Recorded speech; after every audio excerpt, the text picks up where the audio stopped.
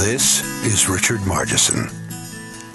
For as long as he could remember, Richard has wanted to be a folk singer, like his heroes Gordon Lightfoot and Stan Rogers. And for a time in his youth, Richard lived his dream, touring the coffee shops and pubs of coastal British Columbia. Unfortunately, as with most of us, as Richard grew up, his goal got further away. Fate pulled him from his folk singing dream and pushed him into a new career as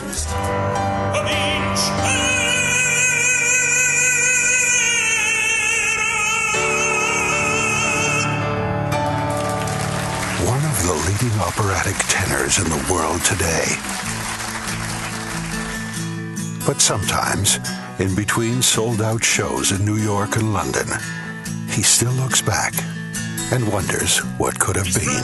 Bodies of touch and taste.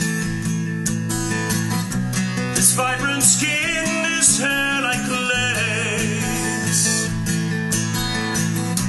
Spirits open to the thrust of grace. Never a breath you can't afford to waste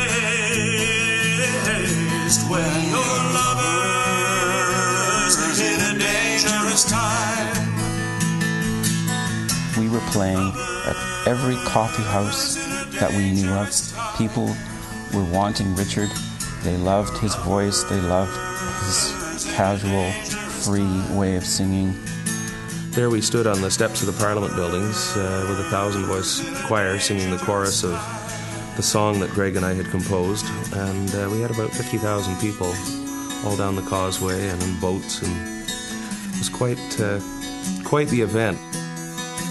The visceral quality that came out in that singing at that distance was overpowering. I just burst into tears right on the spot. And his career has been very much that of a traveling musician. I mean, I think that's what he's tried to, that's what he wanted to do in the first place, though not necessarily in this genre, but that's what he's ended up doing.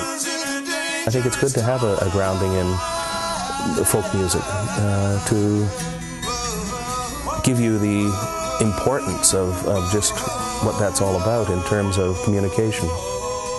And I just advised him that if he were going on with a career, he would have to put the guitar in the corner and make his decision then whether he wanted to go on with the classical training. One thing I never told her is that I never stopped doing the rock and roll, and I still do today.